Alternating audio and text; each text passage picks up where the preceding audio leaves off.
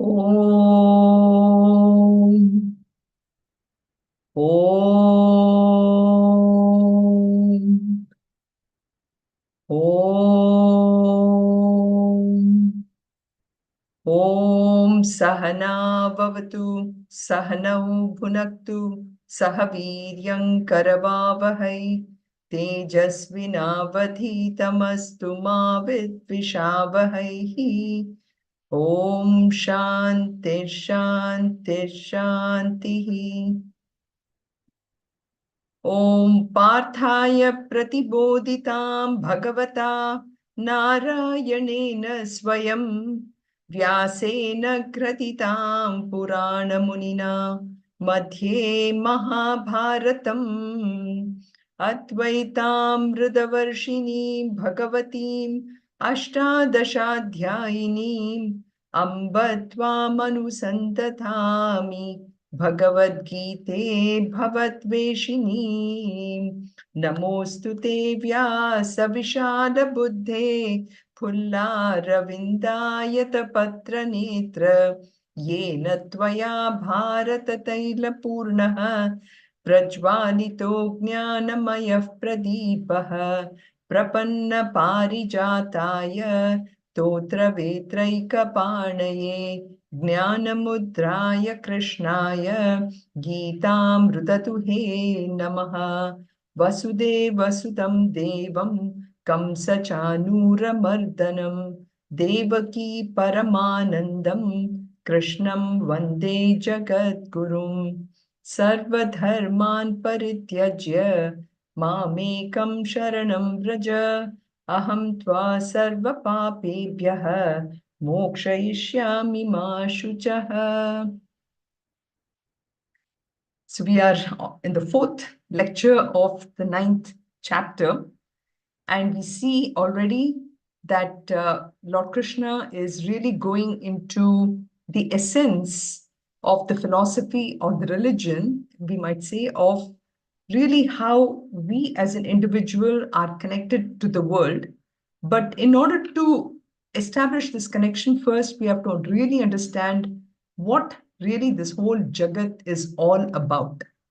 And this is where I think Lord Krishna gets into really a very great detail and the essence of this entire Jagat and how this Jagat is born and it dies, and what is really the final essence of everything. So that's what in today's shlokas we're going to be looking at.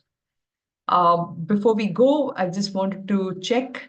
Last time we had a really detailed discussion on Shraddha, which is the quality that is needed in order for us to get to this level of understanding of what Jagat is, without this quality of Shraddha, it would be hard because otherwise we will always be a doubting Thomas. So any thoughts or any questions or anything that anybody wants to share based on last week's discussion? There's a lot riding on this word Shraddha, If we understand Shraddha in its essence, in its intellectual understanding, really there will be no problems, no problems at all in terms of mental health or not physical health. Physical health will always, we have come with this body, so we have to go through the prarabdha, whatever is the body. But at the level of the mind, there will be so much amount of clarity. So I would say Shraddha really helps us in understanding, giving us the clarity and to be able to accept what things come along with complete faith, 100% faith. That's what we talked about. And we'll just touch upon briefly, just as a review, we will do it. We won't go into the detailed discussion or anything like that, because I really want to look at shlokas 4 to 6 today. So in shlokas 1 to 3, we saw that Krishna is enticing Arjuna again by talking about this knowledge, which is the extreme, which is the most powerful knowledge, as a secret. So he says, idam tute guhyatamam pravakshyam anusuyave jnanam vijnana sahitam yajnatva mokshase ashubhat. So again, the world that we live in and the way we are interacting with the world, the way we are attached to things of the world is what he qualifies as this word ashubhat. And he says we need to really liberate ourselves from this world. And that's why moksha is given as a final goal.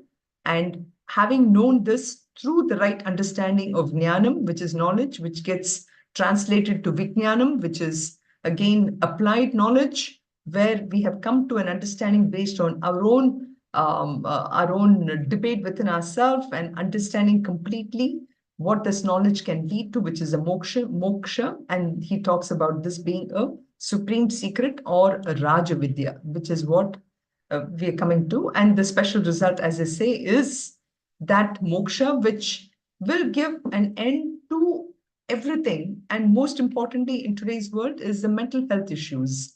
Everything stems from the mind. And here he will go through that analysis of about how everything that we see in the world is actually very inert. We are moving towards inert things for our happiness.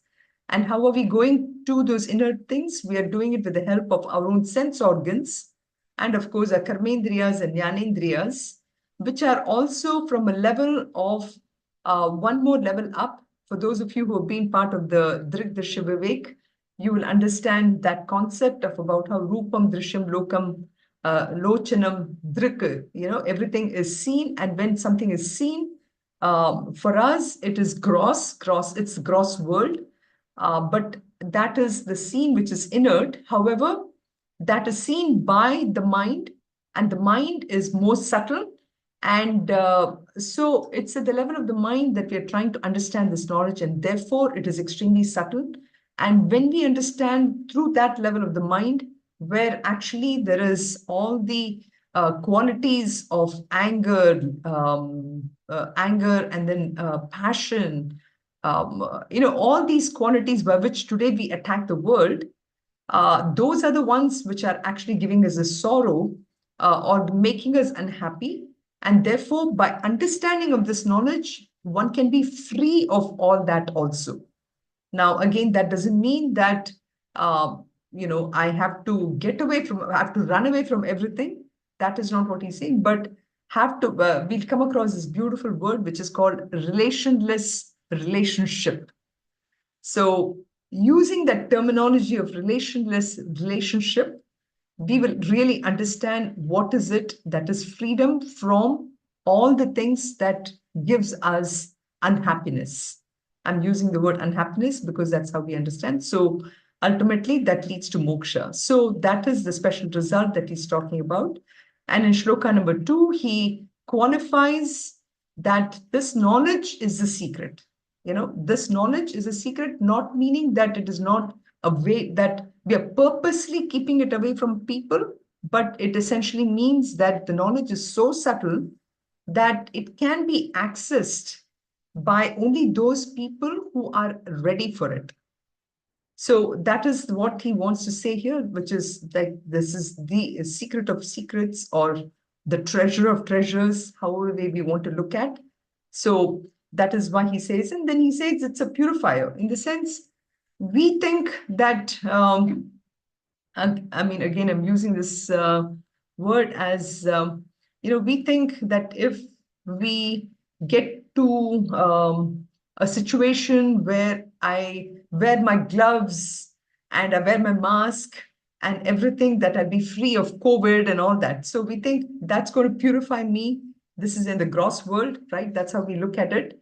In the world of spirituality, what he's saying is ultimately, and of course, this knowledge is also, it applies to the gross world, which is ultimately, it is a spiritual knowledge which will lead us to the extreme by acting as a purifier. Just like how we give this example of a vessel, if I want to make payasam, I have to clean the vessel before I can make the payasam. Otherwise, the payasam will curdle and, I cannot enjoy it. So too, this knowledge is the one that is actually clean, is a cleansing mechanism within us.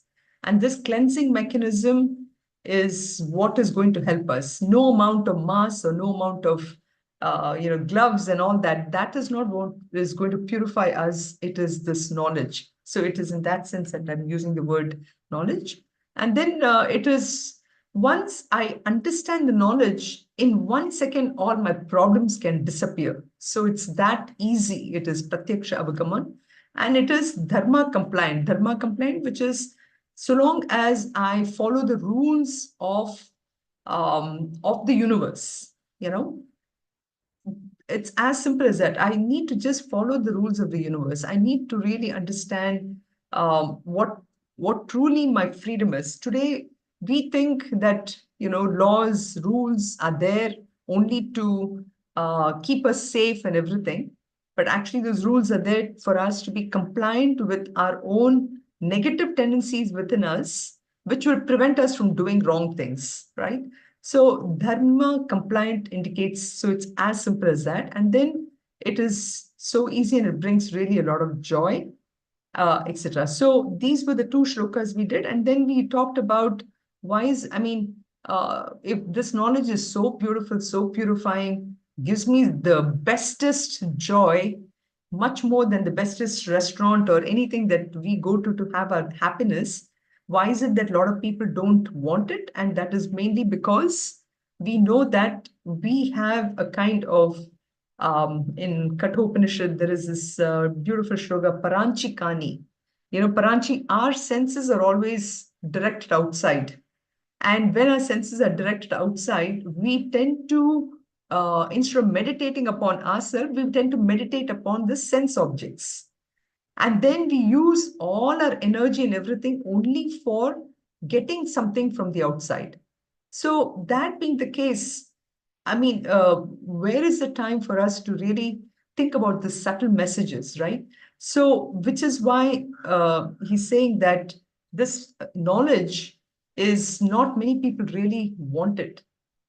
So, in Gurudev's book, and this our green small book, Swami Chinmayananda gives a beautiful example of, in this book here, the 9th chapter book, he gives a beautiful example, which when you read it, it doesn't strike you. But then he says, we are in this big samsar ocean, and we know that ocean, the water is very saline, salty.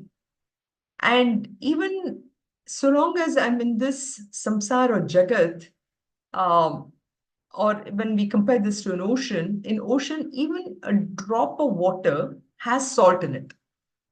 So too, when I am living a worldly life and I'm looking for joys in even small, small things, still it is very temporary, still it is very ephemeral, it is not a permanent joy. So why am I tasting that salt in the samsar like that? But that's how we are. We are still tasting that salt of this ocean, and we are still getting back and back into that same jagat. So I thought that was a very beautiful example. First time I'm sort of, even though I've read this book so many times, this time when I read the book, it really hit me when he compares that whole jagat to an ocean, and to talk about how every drop of the ocean is salty.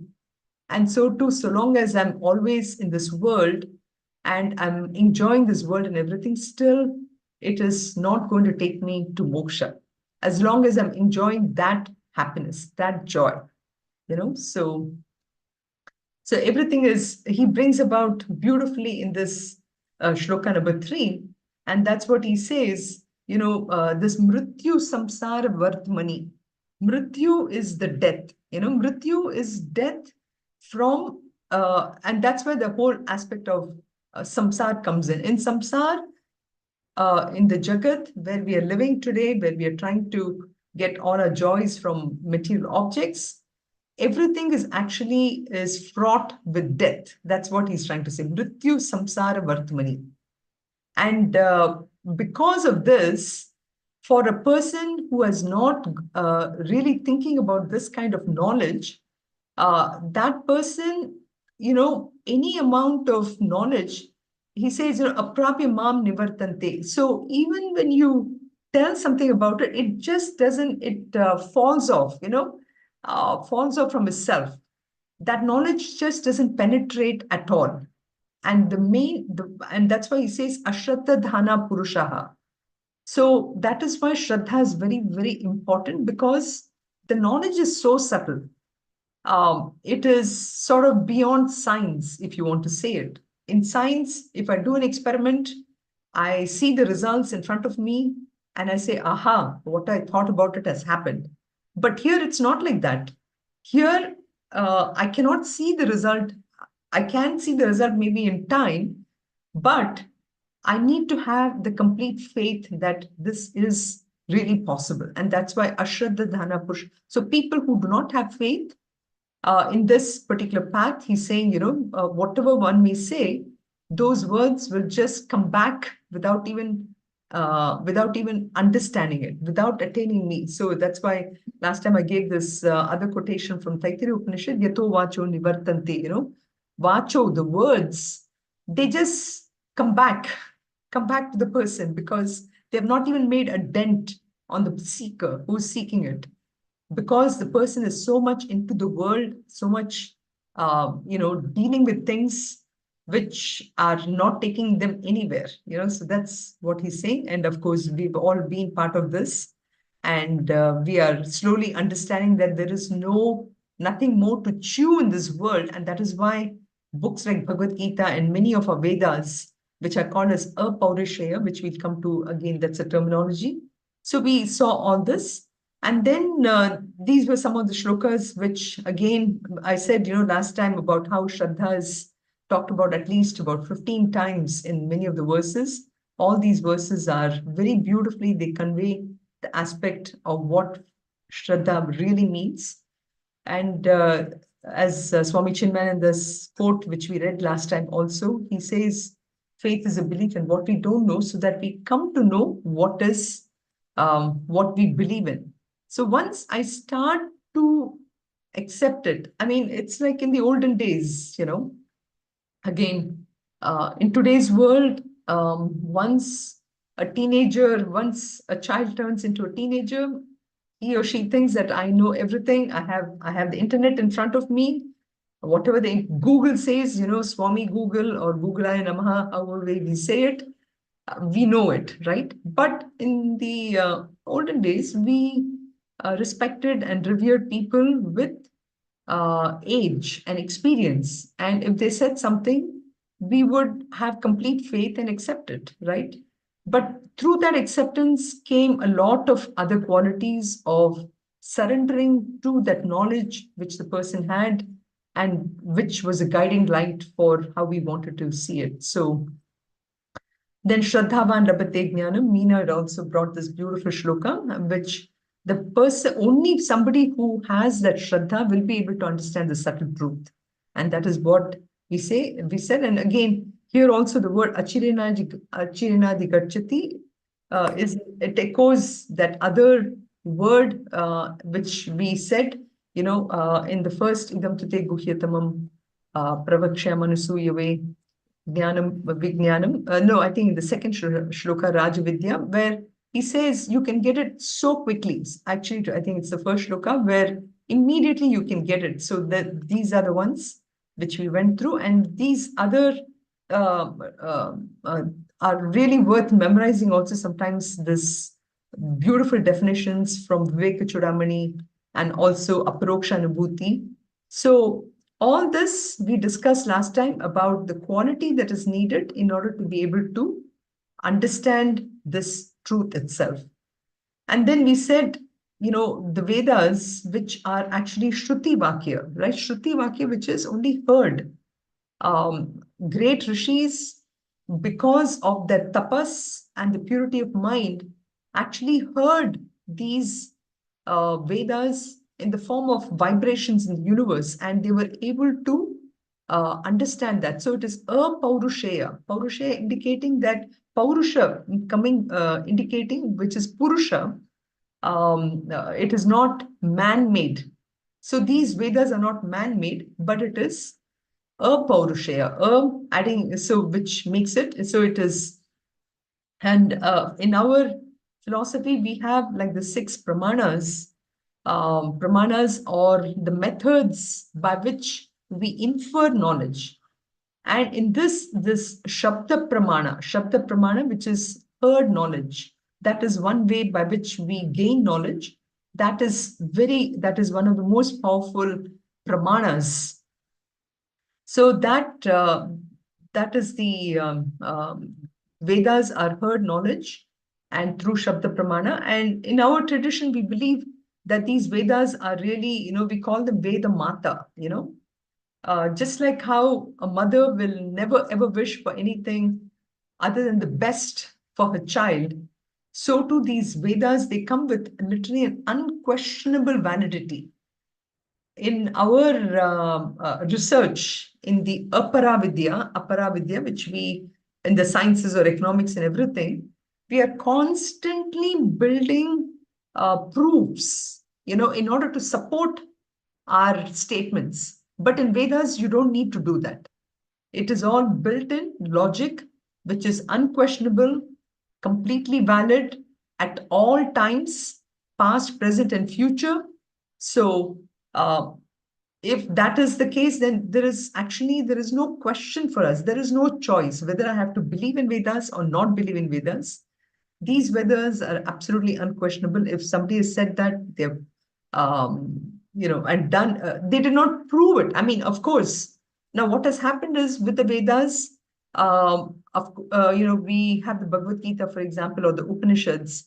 The Upanishads, now we have Bhagavan Adi Shankaracharya, who has written a lot of bhashyas, the commentary of it, because of which we are able to understand the Vedas.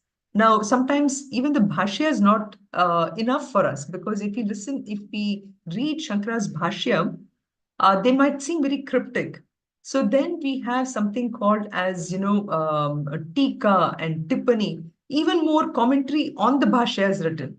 Then somebody would have written a commentaries, like for example, I said tikas, like for example, right now we are studying Brother in the Upanishad, where not only are we studying the bhashya, but on top of the bhashya, we are reading Madhusudan Saraswati's tikas, and then somebody would have given something called tippani, which is on top of this tika. So there is so much amount of this Guru Parampara lineage which has been handed over, because of which this knowledge today we are able to read this, and we have translated that into English. And using English as a medium, we are trying to do the best we can. So, Sunitha, what is tika? Yeah. What is Tika. tika? So tika is also a commentary, but it is a commentary on top of the bhashya. So bhashya itself is a commentary. Like for example, when we were young, and if you've taken Tamil language, right, you'll have konar or something, isn't it? So already the textbook is there, but on top of the textbook, you need some other reading material. I think nowadays we call this workbook and everything. That way. Got it. Thank you. You're welcome. You're welcome. So, okay. So now, having said all this, literally we find that Sri Krishna has now convinced Arjuna his sales campaign is now over. Okay. He has described everything, and Arjuna is in 100% rapt attention. And now we see really the main shlokas in 4 to 6, which is actually the whole chapter 9 is in these 3 shlokas. So if you don't come for the next of the things, that's okay. So because you have heard the best of shlokas, I'm just saying that. But 4 to 6 is really the crux of Vedanta, I would say. And it's the crux of 9th chapter, and it's just most beautiful. So there are some very cryptic messages coming in these 4 to 6 shlokas, and they're so cryptic that is why you need that quality of Shraddha, Like, for example, he says, I'm just giving that beautiful summary of here. but the summary itself, we'll be looking at it by how he has made it cryptic by sometimes saying that, I'm in them, but I'm not in them, that kind of shlokas will come. So I pervade everything. I'm the substratum of everything, and all beings are superimposed on me. So these are, statements which are kind of easy, and that we saw this. So the first of the three shlokas, and we'll be spending quite a bit of time on this part of it here. So he says, Maya tatamidam sarvam jagatavyakta murtina matstani sarvabhutani na cha aham teshvavastitaha. So he says, now what has happened is Krishna has been talking to Arjuna all this time. Suddenly Krishna says, you know what? I am there everywhere. And Arjuna must have been thinking, I see you as this, I don't know how tall Krishna was, anything. I don't know if something like that is written about, what are his physical characteristics. But let's assume, he's only, say, maximum of, say, 6 foot, just to give him a little more height than Arjuna. I'm sure Arjuna probably is much more, as a warrior and all that. But Arjuna would have looked at Krishna and said, I'm seeing you as a physical person right in front of me. How can you be everywhere? So that's why you see that Maya tatamidam sarvam, Maya by me, this entire world, this entire sarvam, but it's not just the world, it's the universe, it's like we talked about last time, all the galaxies. He says, yeah, you're seeing me as this physical person, but I'm actually there in my unmanifest form, in a form which you're not able to see me, which is not in the form of shapes and everything. It is the essence. I'm everywhere. So I'm pervading this entire place. Then matstani sarva bhutani nacha aham teshu avastitaha. Matstani sarva. So all beings are existing in me and me alone. Okay, that's what he's saying. So, and going back to what those two principles which I've said here, one is he's pervading everything.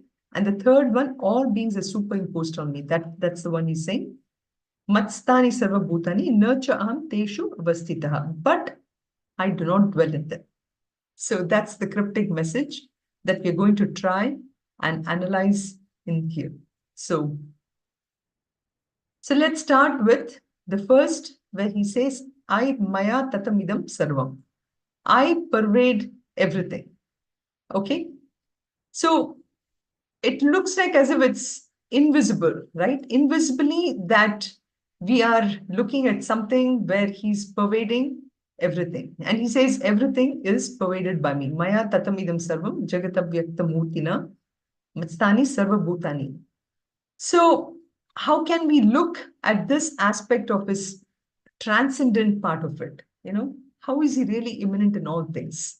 So let's take this example of this cloth and the thread. Okay. So I have here any object, if you look at it, and this is, we did Amrita Bindu Upanishad. In Amrita Bindu Upanishad, I don't know if you remember that verse where 5 things were mentioned. Every object in the universe, it has about 5 attributes. Okay, one is, of course, the fact that it exists, the existence part of it. Okay, like for example, we as a human being, we are existing. So there is that material part of it, the material cause. Then not only are we existing, but we are alive. We are alive and kicking, So that can happen only because of the consciousness aspect of it, right? So that consciousness aspect of it is why we are who we are. And then we all, experience a sense of ananda, ananda or happiness, but it is not pleasure, it is happiness. It is that state of being. You can even call it bliss, or you can call it peace, you can call it anything. So we experience that. These 3 things are there in everything. And the other thing is that each thing has a nama and rupa. It has a name and form. So these are the 5 things which are there in everything. But of these 5 things, there are 2 things which are constantly changing. And there are 3 things which are not. So of this, as I mentioned here, of this first 3, 3 are attributed to the imperishable part of it, which is that aspect of Brahman.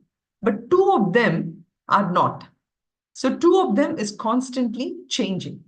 So this is how we look at the relationship between this Brahman and universe.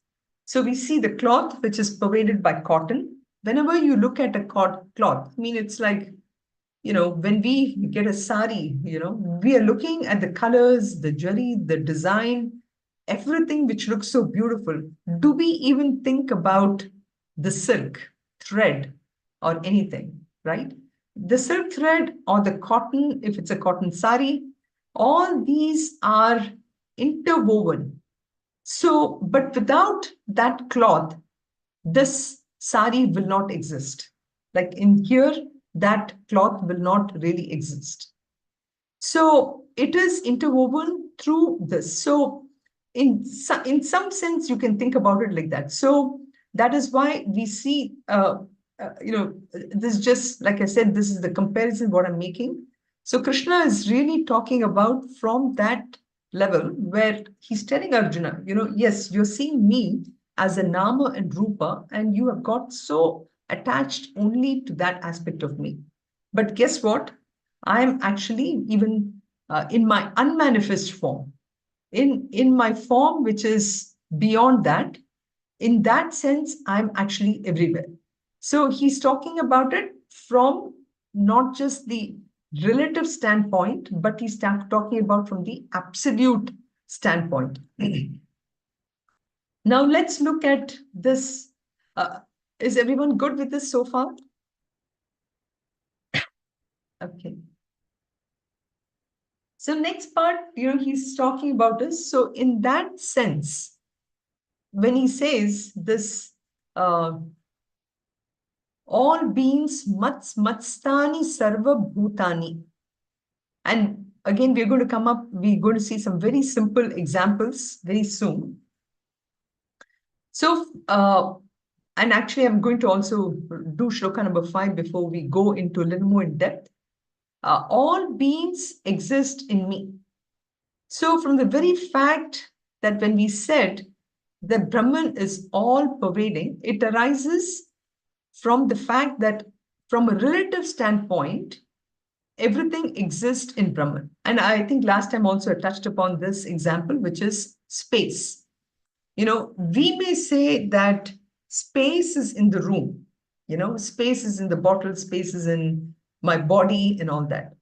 But if I look at it from a bigger picture, we are existing in space, right?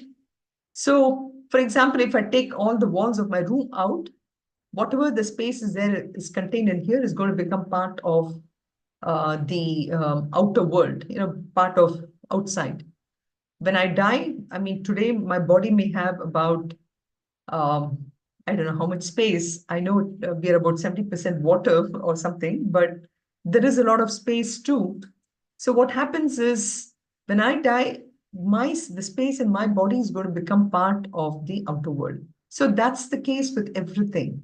So in that sense, he's saying that all beings exist in me, but I do not dwell in them.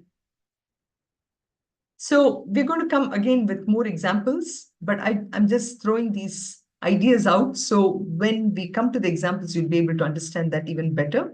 So the all-pervasiveness of Brahman, we'll actually talk about with one example, 2 examples, one which would be a little more easy to understand, but the second example will require a little more thought, but we're going to go step by step, okay? And those examples are going to be examples of first talking about an ocean, and then from the ocean, we are going to talk about a rope and a snake example.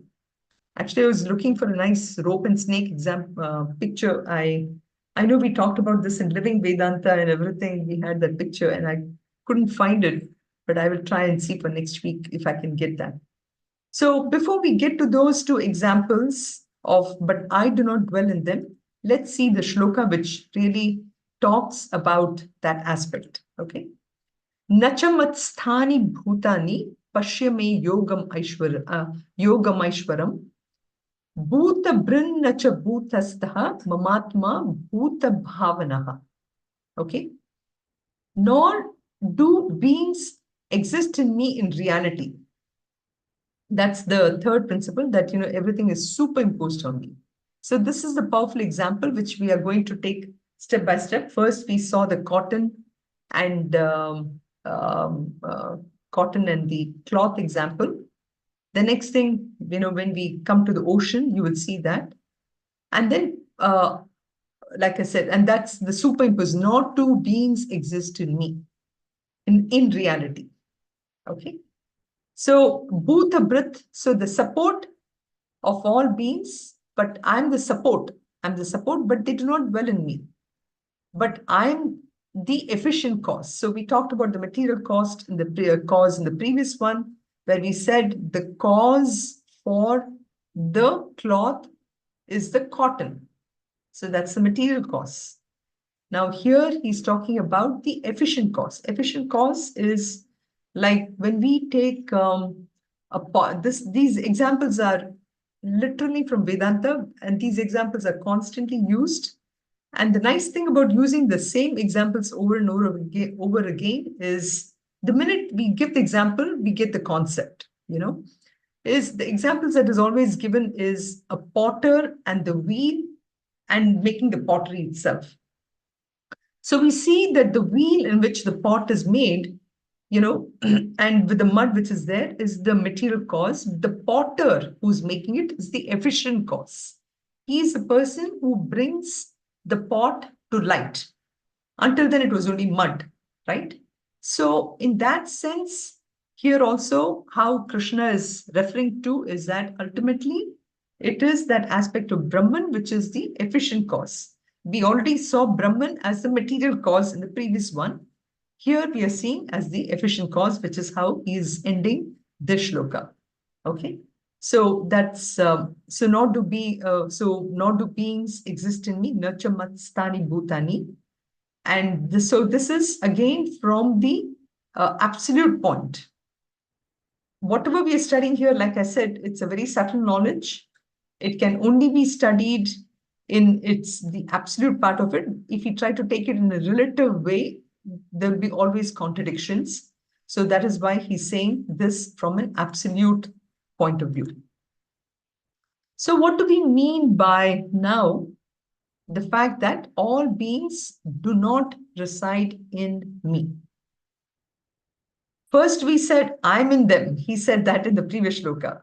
Now he's saying, well, I'm not in this one.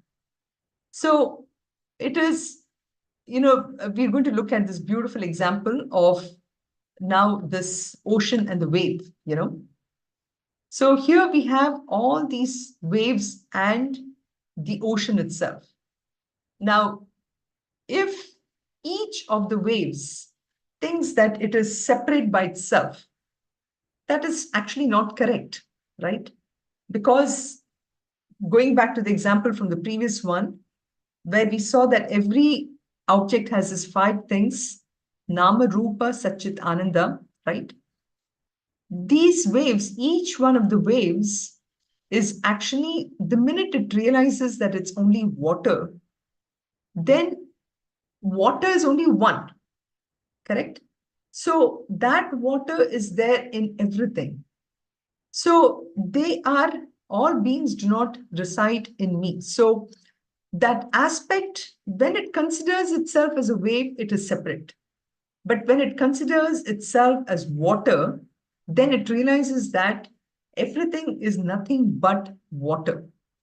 Whatever was the wave, this is the thing here, all beings do not. So whatever was the wave was only a nama and rupa. And all these are born and it dies. There is no permanent existence for it. They just come, they just die. They're just simple things. They just It just happens, So it is like this with the world too. We know that even simply if I take this IT example, we go through, if I look at the iPhone started with the version number 1. Now version number 1 doesn't exist at all. We are all the way up to version number 15. Everything is constantly changing all the time. Uh, People come, people go, objects come, objects go. None of them exist.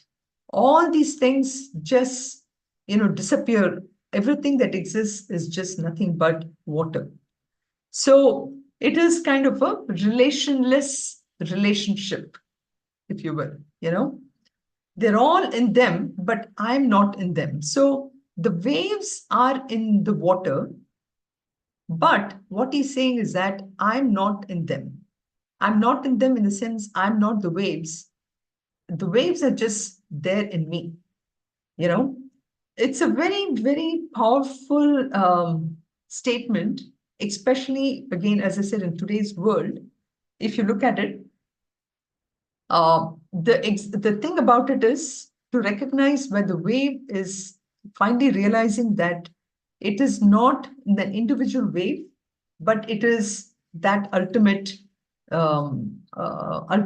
reality, ultimate consciousness. And Swami Chimananda gives some beautiful examples. Like for example, we all are a bundle of emotions, and all these emotions like anger, lust, greed, passion, all this we kind of exhibit in order to get our things done and everything. But if I hang on to it, then my life is miserable. And I know that today I may be angry, but 2 days from now, I'm not going to be angry. So was that anger really me? No, that anger was in me, but I'm not in them. I'm not that anger. So if I can continuously practice this aspect of it, then I will slowly realize that just like the waves, I will realize that all the waves are nothing but me, the ocean, and whatever disturbances that you see on the ocean, they're only in the surface. All this anger, all this passion, all this sudden love for what we have, they are nothing but things that just come and go. It is nothing but like Gurudev actually uses, he says it's just a hilarious laughter of the ocean, And there is actually, if you look at that ocean example in the wave, the birth of the wave happens only when it is forming a wave. And when it dies down, there is nothing. It goes back to the water itself. So there is actually no birth or no wave. So birth of the ocean is actually called the wave. Ocean is always the same. It is not born at all, But just like the wave, if we think that, we are separate, then the minute I think I'm separate from the ocean, that's where the entire problem happens. That's where it is, everything, we become so attached to our own self that the finitude is actually born from that infinite. Like ocean is infinite, the wave which is finite is actually born from that ocean, right? So too we actually, if I get attached to the fact that I'm this individual self, then I go through this birth and death. But I, just like the wave, which just dies down, if I think that I'm not the wave, but I am that absolute reality, Brahman, then there is no birth and there is no death for me, right? So that's the most powerful statement that he's trying to say, that, they are in me, but I'm not in them. So they are in me. When I consider myself as individual, then I'm part of that. I'm in that Brahman. But the minute I think that I'm that absolute Brahman, there is no individuality at all. And this is such a very important aspect, like I said, because it really helps me in this world. So when I'm going through this world, if I'm constantly aware of my absolute self and not this relative self. The relative self is this me as Sunitha acting in this world. You know, it's like when I switch off the phone, everything is gone, right? I mean, I cannot operate it.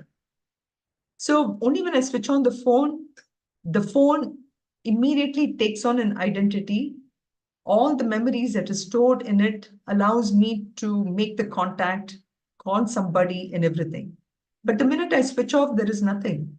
So too, can I, in this world, behave in that way that at the end of the day, I am this unaffected person. I am the Satchit Ananda. I'm not this Nama Rupa, those 5 things we talked about. So can I always maintain that sense that I am the Satchit Ananda, I'm unaffected, I'm the changeless self, I'm this avikari, and nothing of the world really affects me. If I can maintain that aspect of it, it'll be so wonderful. That is really truly what is called as detachment. We think detachment is living in this world and saying that, yes, if I tell my children, I know you're going to come, I know you're going to go, or I may go. And so, therefore, I will be detached. Or I may have the phone today and tomorrow I may not have it. Therefore, I'm detached. No, this is taking you to the next level. So that's why we use the ocean and the wave example. Another example which we can think about is this rope and snake. Rope and snake, in the sense, we have given this example many times. I'm going out into my garden, I see my garden hose. It's twilight time, or maybe it is early in the morning. And due to lack of sleep, or because I'm tired after the end of the day, I may mistake that rope to be a snake. Now, was the snake really there? No. The snake is an illusion. But where did it come from? It came from my own mind. So this is actually a little more powerful example than even the ocean and the wave, but they are gradations, which really helps us to understand the statement of they're in me, but I'm not in them. So just like a snake can be on top of the rope, but the rope is actually not the snake. The snake becomes, snake is on the rope, but the rope. So that is a relationless relationship, which what this shloka is trying to get to us. So 2 powerful shlokas which really hits upon the depth of Vedanta.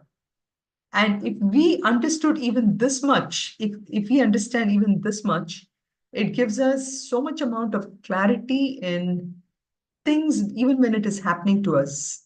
Simple examples, maybe for whatever reason, today my boss is not happy with me, um, and I immediately jump to a conclusion that maybe, the boss is bad or I did something wrong and everything. But if I recognize that events is just like how in the waves, like we said, the waves are nothing but a kind of a hilarious laughter of the ocean, there are so many factors that go into how the world works. And there is always a past and a present for all that. And I'm kind of part of that, but I can be also detached, saying that, this is happening in me, but I'm not them, When I have that kind of a detachment, a kind of a distinction, it really helps us to deal with so many different problems in the world. And we can have a little bit of discussion next week when we meet again by taking different problems of the world and using this concept that they are in me, I'm not in them. I'll pause here just for a short while to see if you have any questions before we go to shloka number 6.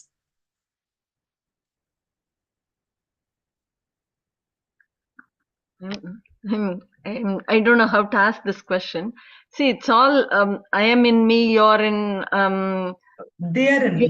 I am in you, but you are not in me. Whatever that No, they are concept, in me. They are in me. I'm they not are in them. Yeah. I am Because not in. the minute you use the word I'm in you, there is one finite thing is talking to another finite, right? So that is why Mhm. they is much more a bigger concept. Multiple is the multiplicity. Okay, so that aspect is our mind understanding that aspect, right? It's only Yes. shift in Correct. our mind. The Correct. mind has to go through the shift to Beautiful. Yes, take you it, are. right? It is a mindset change. It is completely a mindset change, but the mindset change has to come with understanding. So, I mean, I used to read and I still read also a lot of the motivational books which comes out, and there's so many of them that comes out now. I mean, literally, it's amazing the kind of titles that they come up with also. But if I look through each one of them, still they are only scratching the surface of getting into the root cause of the whole problem. Okay. So when you said this statement, um, they're in me, I'm not in them, it's from a very, very deep level.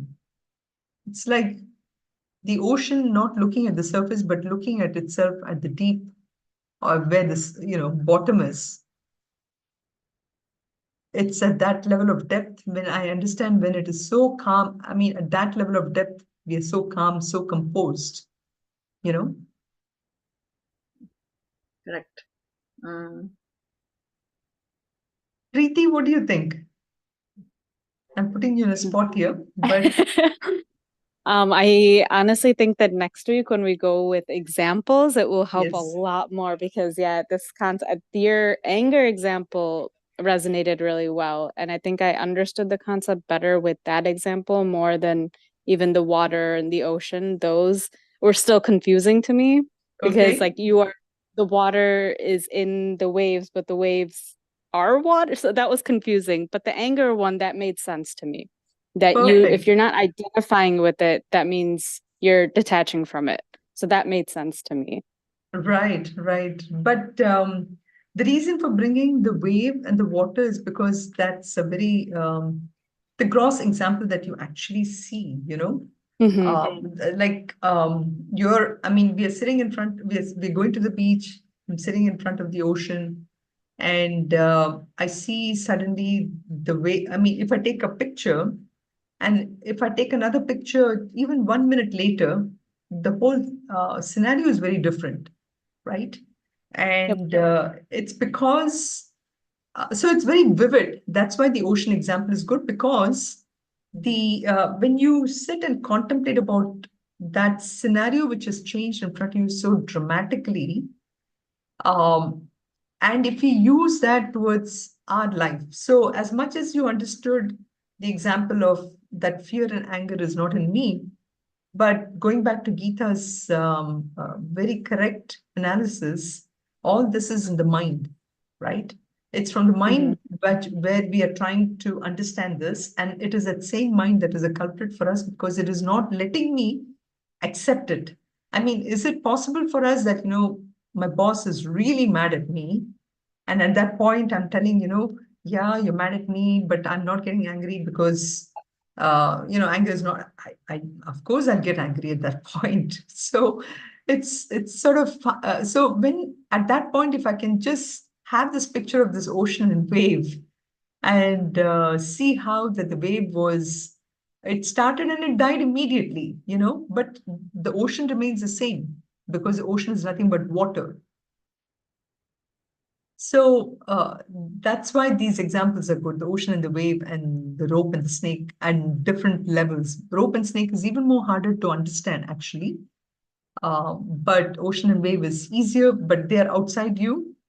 But if you can really understand the statement, they are in me and I'm not in you, by using examples of fear and anger, so you already don't need examples. So these analogies are only for us to keep our mind focused on using the examples to help us evolve. Yeah. Any other question? Hari Om, Hari Om, Anand. Sunitha ji. Yeah, please. This ocean is a very powerful example, just to picturize, and also saying Right. each droplet of water is salty. So that's Mhm. what the samsara sagaram. That's what that's a powerful example. Correct. Right. Yeah, and also the space, either the space in the pot versus the actual space. Mm-hmm. So that's the example. A person can close the fist and say, okay, space is in my fist. Right. But that's not. But the truth is, space is pervading everywhere. Right. So yeah, Right. thanks. Exactly. Exactly. These, the beauty about these examples, I find, is they're timeless. Any century, any millennia, you can still use these examples of ocean and this and space and, rope and example. Of course, we will come up with more analogies for rope and snake also, and how in the day-to-day world we tend to imagine things which is happening to us. Many times it's an imagination which we superimpose upon the situation. And I think these days, Preeti, correct me if I'm wrong. I mean, so many new terminologies are coming up. Like, when I talked about this relationless relationship, nowadays it's no longer relation, it's like situation, relation, or something like that. There are new terminologies which are coming up, because of which we are superimposing again and again many of our own emotions and feelings and everything on situations, and making a big deal about it when it is actually not a big deal. So that's the superimposition aspect. We will, of course, go through some examples. And if anyone has some great examples, please do bring up. That will be wonderful to talk about this. So, again, even though these two shlokas 4 and 5 are related at the highest level of Vedanta, but we can use them in our day-to-day life slowly, one by one, to finally understand our relationless relationship between Sunitha and Atman. That's what we're getting to. What is Sunitha and what is Atman? And also, Sunitha, we also used to discuss and always talked about the example electricity and the tools and equipments Correct. we use Correct. for. Yeah. Right. There, of So, course, the example was used more for talking about consciousness versus, yeah, just like, everything is nothing but consciousness. We are all superimposed on electricity that. is, yeah, Right. in everything, but yeah, just like Exactly. that, without ocean, there is no wave, Correct. Correct. So this is another example which I have in front of you, which is, the blueness of the sky. When we look up and we see the blueness, it looks real, it looks blue, but actually it is not blue. It is only an illusion which has been created in our own minds. Of course, there's a lot of physics going on because of which it is blue in color. And but because of the physics, that illusion of blueness has been created. So that is how really this world is nothing but it's a Maya. It's an illusion that has been created. And because of this illusion, we get so hung up into it and we believe that that is the real thing. But in reality, we have to go beyond that illusion of Maya to understand the reality behind that screen. So I think it's already 3 minutes above. We will chant the shloka. And it is also, there are a couple of examples here. And we will, of course, start with the sixth shloka. Next week, we'll do it a little more. But this is again, if we have understood 4 and 5, 6 will be kind of easy. We've actually already touched upon it also a little bit already. Yatha kashasthito nityam. Yatha kashasthito nityam. Vayu sarvagato mahan. Vayu sarvagato mahan. Tatha sarvani bhutani. Tatha sarvani bhutani. Matsthani tyupadharaya. Matsthani tyupadharaya. So he's giving this example of the space, just as always resting in space, the air is moving about. I know we talked about the room walls and everything. So too, he says, Tatha Sarvani Bhutani, which is a superimposition part of it. Even so, all beings rest in me, and this should be kept note of. So it is about the aspect of where the space is the adhara, space is a substratum, and the air is in space. But space is actually independent. Air is actually dependent on space. So what happens to the air does not really affect the space at all, right? For example, if I burn agarbatti in my room, that smell affects the air. And air is the one which is moving out and taking the smell out of my room into the corridors and all that. Space is not bothered at all. Space is just not concerned. So in the same way, what he's saying, going to Preeti's example, when I have fear and when I have all these emotions, those actions, they are affecting only me at a mind level. But it doesn't affect my consciousness, my Atman, right? So the superimposed beings, they do not affect Atman at all. And that is the third example that he was giving here. So ultimately to show that, that Brahman is the only unchanging reality. Everything else is nothing but a superimposition upon that reality. And that is again the relationless relationship that we were talking about. Air and space are not related. They are only in them. They are like the hand and glove. We put the glove into a hand, but the glove is not attached to the hand. Same thing with all the koshas we have talked about, the sheath and the sword. Those are all, there is no relation but yet we think there is. So that's the superimposition that we're talking about. So that's what we did with the comparing space to the Ishvara. So that's how even this blue sky, we see things and everything, but we know that the blue color is actually an illusion in space. So in the next shlokas, we are actually going to be talking a little more on how the creation and dissolution of how that creation and dissolution itself is an illusion. We'll go a little more into detail. But we will talk more examples to hone in the ideas that we discussed from 4 to 6 today. And then we move on to 7 and 8, which talks about the creation and dissolution. Sarve bhavantu sukhinah, sarve santu niramayaha, sarve bhadrani pashyantu, ma kasyat dukkha bhag bhavet. Om shanti shanti shantihi. Om Purnamadav Purnamidam Purnat Purnamudachyate Purnasya Purnamadaya Purnameva Vashishyate. Om Shanti Shanti Shantihi. Harihi Om Shri Gurubhyo Namaha.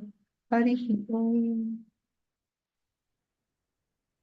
Hari Om. Thank you, Sunitha ji. You're welcome. You're welcome.